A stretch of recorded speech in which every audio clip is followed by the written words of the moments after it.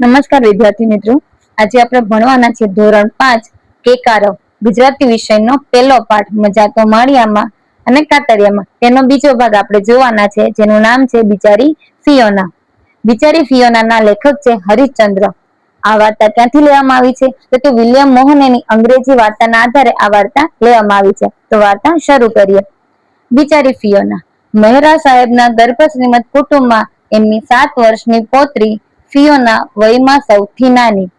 એટલે કે મહેરા સાહેબનું કુટુંબ હતું તેમાં ફિયોના ઉંમરમાં બધાથી નાની છે, માત્ર 7 વર્ષની છે. અને ગર્ભશ્રીમંત એટલે કે જે પોતાની માના પેટનો હોય ત્યારથી તે ધનવાન છે, શ્રીમંત છે. તે એની માં પણ 45 વટાવી ચૂકેલી. પછી દાદા દાદીને તો વાત જ શી, એટલે કે તેમની માની ઉંમર પણ 45 વર્ષ ઉપરની હતી, તો દાદા દાદીની વર્ષની ઉંમર તો વધારે જ હોવાની છે.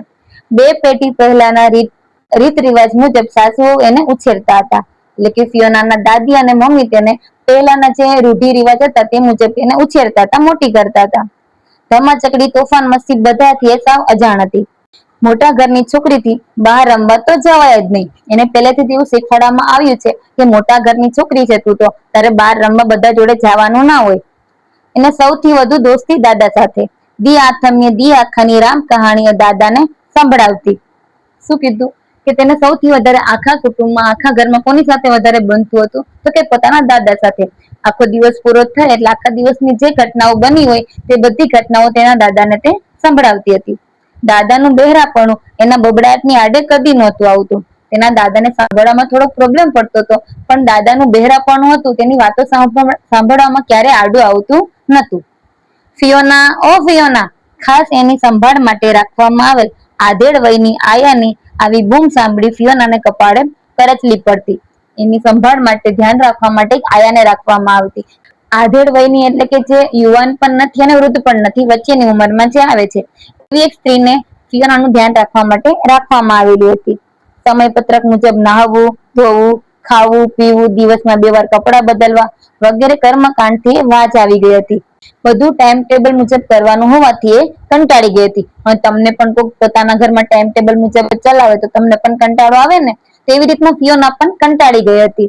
બપોર આખી ફિયોનાને ફરજિયાત પોતાના ઓરડામાં ભરાઈ રહેવું પડતું. શું કીધું કે બપોર આખી બહાર રમવા જવું હોય છતાં પણ ફિયોનાને પોતાના ઓરડામાં એટલે કે પોતાના રૂમમાં જ રહેવું પડતું હતું. મોટા પલંગમાં એ પાસા ઘસતી પડી રહેતી. પવનની લહેરકી સાથે એને બહાર દોડી જવાનું મન થતું, પણ સામે પહેરેગીર સમી આયા છાપા ઉથલાવતી બેઠી જ હોય ને. શું કીધું કે ફિયોનાને પણ બધાની સાથે બહાર રમવા જવાની ઈચ્છા થતી હોય, પોતાના મિત્રોને મળવાની ઈચ્છા થતી હોય, પણ પોતાને રૂમની બહાર જવાની મનાઈ હતી. એટલે આખી બપોર તે પોતાના ઓરડામાં ભરાઈ રહેતી. એને બહાર જવાનું મન થતું, પણ પોતાની જે આયા હતી તે સામે છાપું ફેરવતી બેઠી જ હોય છે. પણ એક દિવસ આયાને જોગવું આવી ગયું અને ફિયોના ચોર પગલે ઘરની બહાર નીકળી ગઈ. રસ્તા પર આવી ત્યારે તેની છાતી ધડક ધડક થતી હતી. એક દિવસ ફિયોનાએ મોકાનો ફાયદો ઉઠાવી લીધો. જ્યારે એની આયાને જોગવું આવી ગયું એટલે કે થોડીક વાર સૂઈ ગઈ, ત્યારે ફિયોના ચોર પગલે એટલે કે કોઈને ખબર ના પડે એમ ચૂપચાપ ઘરની બહાર નીકળી ગઈ. હવે જલ્દી ઘરની બહાર નીકળી ગઈ એટલા માટે તેની છાતી ધડક ધડક થવા લાગી હતી. આજુબાજુ જોયા વિના એને તો બસ મુઠ્ઠી વાળીને દોડ્યા કર્યું. આજુમાં કોણ છે, બાજુમાં કોણ છે, કાંઈ પણ જોયા વગર તે ફટાફટ ત્યાંથી દોડવા લાગે છે. કૂતરાના ભસવાના અવાજે જ્યારે ચોકીને ઊભી રહી ત્યારે સામે ઘરનો એક વાડો હતો. અચાનક કૂતરું આવી જાય છે અને ભસવા લાગે છે, એટલે ફિયોના ડરી જાય છે અને ત્યાં ઊભી જાય છે. સામે જોવે છે તો એક ઘરનો વાડો હોય છે. કેવી બી ગઈ, જ્યાં પે ઉભે એના જેવડી 3 છોકરીઓ હસી પડી. હવે જે ઘરનો વાડો હતો તે વાડાની અંદર 3 છોકરીઓ ઊભી હતી અને ફિયોના આવી રીતના ડરી જોઈને તે હસવા લાગે છે. તારું નામ શું છે? એમાંથી એકે પૂછ્યું. ફિયોના મહેરા. કેવું મજાનું નામ છે. અને તારું? 3 માંથી છોકરીએ પૂછ્યું કે તારું નામ શું છે? એટલે ફિયોનાએ જવાબ આપ્યો, ફિયોના મહેરા. પછી ફિયોનાએ કીધું કે તમારું? એટલે જવાબ આપે છે, મારું નામ ડોલી, આનું નામ પલ અને પેલીનું નામ મલ. અને પણ હિંચકા ખાય છે તે અમારો ભાઈ છે. અમારી સૌથી નાની બેન ઘોડિયામાં છે. જોવી છે તારે? અંદર આવને. તે 3 છોકરી ઊભી હોય છે તે ફિયોનાને પોતાની ઓળખાણ આપે છે અને કહે છે કે મારું નામ ડોલી છે, આ મારી બેન છે, એનું નામ પલ અને બીજી બેનનું નામ મલ છે. સામે જે હિંચકા ખાય છે તે અમારો ભાઈ છે અને અમારી સૌથી જે નાની બેન છે તે હજુ ઘોડિયામાં સૂતી છે. તારે એને જોવું હોય, મળવી હોય તો અંદર આવી જા. ફિયોના તો રાજી રાજી થતી એ બધા સાથે ભળી ગઈ. રમતા રમતા બધા માળિયા પર આવ્યા. બધું વેર વિખેર પડ્યું હતું. એક બાજુ મોટો ખાટલો હતો, એ તૂટેલો ફાટેલો, ઢીલો થઈ જવાને લીધે ઘોડિયા જેવો બની ગયો હતો. રમતા રમતા બધા ફિયોનાને ક્યાં લઈ ગયા? માળિયા ઉપર. માળિયું એટલે શું? કે ઉપરનો ખાલી ઓરડો હતો, તો ઉપરની ખાલી જગ્યા. બધું વેર વિખેર પડ્યું હતું ત્યાં. અસ્તવ્યસ્ત બધું પડ્યું હોવાથી ફિયોના થોડુંક જોવા લાગે છે. એક બાજુ શું હતું? મોટો ખાટલો, એ પણ તૂટેલો ફાટેલો, હવે ઢીલો થઈ ગયો હતો, એટલે કેના જેવો બની ગયો હતો? ઘોડિયા જેવો. હું, પલ અને મલ ત્રણેય આમાં સૂઈએ છીએ. ડોલીએ એવું કીધું છે કે અમે ત્રણેય બહેનો આમાં સૂઈ જઈએ છીએ. એમ કે રાતે ઠંડીમાં ત્રણેય બહેનોને એકમેકને વળગીને હસતી રમતી વાતો કરતી કેવી મજેથી ઊંઘી જતી હશે, એવો વિચાર ફિયોનાને આવી ગયો. ફિયોના મનમાં વિચારવા લાગે છે કે ત્રણેય બહેનો સાથે હળી મળીને એકબીજાને ગળે લગાડીને સૂઈ જતી હશે, કેવી મજા આવતી હશે. ફિયોના, જો આ છાપરા પરથી આખું નગર દેખાય છે. ડોલી બતાવે છે કે જો ફિયોના, અહીંયા છાપરા ઉપરથી આખું નગર દેખાય છે. ચારે બાજુ નજર નાખતા એને પોતાના ઘર પાસેનો ટાવર પણ નજીક દેખાયો. ફિયોના ચારે બાજુ જોવે છે તો પોતાના ઘરની પાસેનો જે ટાવર હતો એ પણ ફિયોનાને નજીક દેખાય છે. અત્યારેની, મારું ઘર તો અહીંથી નજીક જ લાગે છે. ફિયોના મનોમન બબડી. ફિયોના મનમાં બોલે છે કે અત્યારેની, લે મારું ઘર તો અહીં નજીક જ લાગે છે. ચાલ આપણે કૂદકા મારીએ. પલે દરખાસ્ત મૂકી. પલે શું કીધું કે ચાલો આપણે બધા કૂદકા મારીએ. પણ નીચે બધું ખરવા માંડતા માં નીચેથી બરાડી, મારા પીટીઆઓ ઉતરો છો કે નહીં નીચે? ઉપર બધા રમતા હતા, એમાંથી થોડીક વસ્તુ નીચે પડવા લાગી, એટલે કે ડોલીની મમ્મીએ નીચેથી બૂમ પાડી કે મારા પીટીઆઓ નીચે ઉતરો છો કે નહીં? અને બધા નીચે આવ્યા. ફિયોના તો ગભરાઈ ગઈ હતી, પણ આશ્ચર્ય, માના મોઢા ઉપર ગુસ્સાનું નામ નિશાન પણ નહોતું.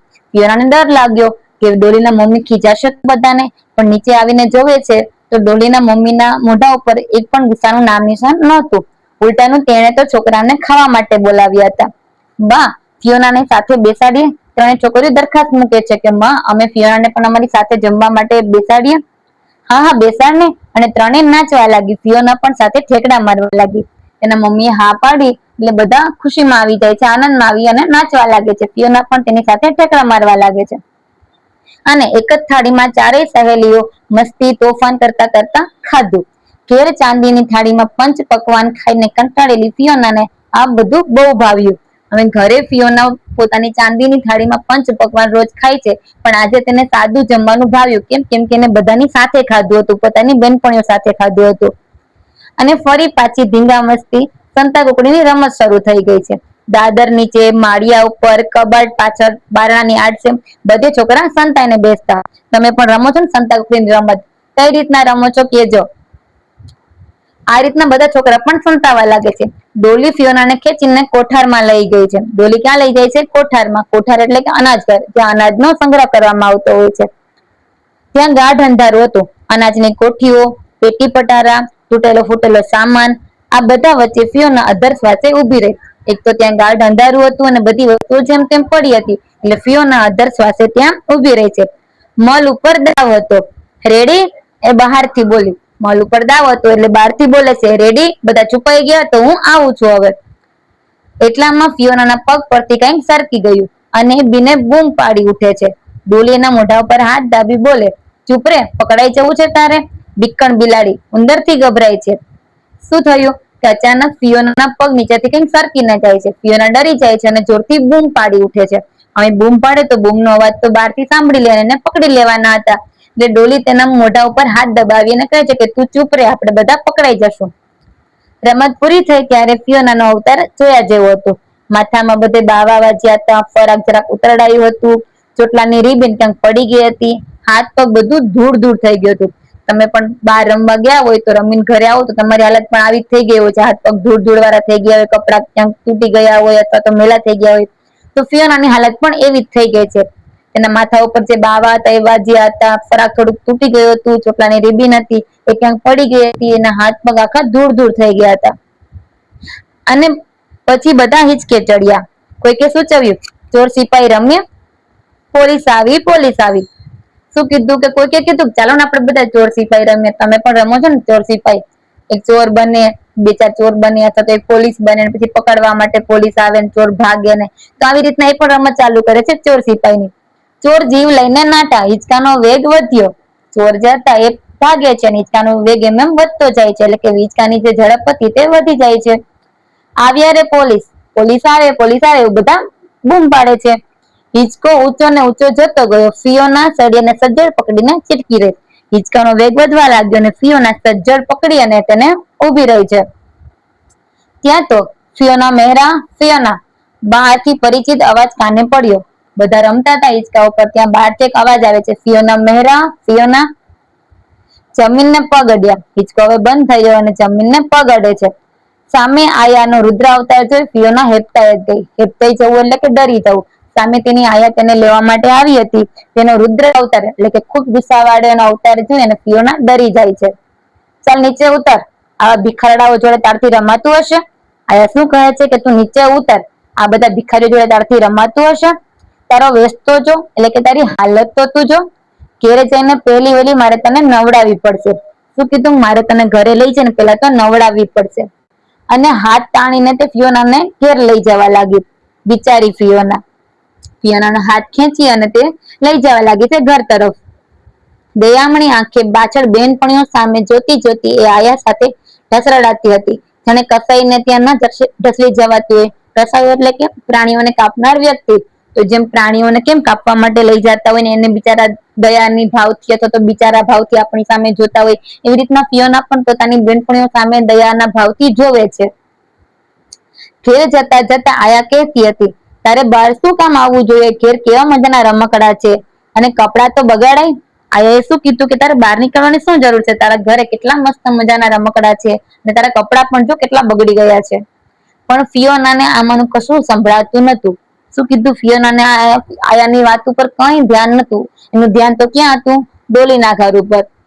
એના કાનમાં તો ડોલીના ઘરમાંની ધમાચકડી અને આનંદ કલ્લોલના ભણકારા વાગતા હતા. એના કાનમાં તો શેના ભણકારા વાગતા હતા? ડોલીના ઘરે જે આખા દિવસ મારે ધમાચકડી કરી, મોજ મસ્તી કરીને બધા સાથે મળીને ખાધું, એના મગજમાં ચાલતું હતું. અહીંયા આપણી વાર્તા પૂરી થાય છે.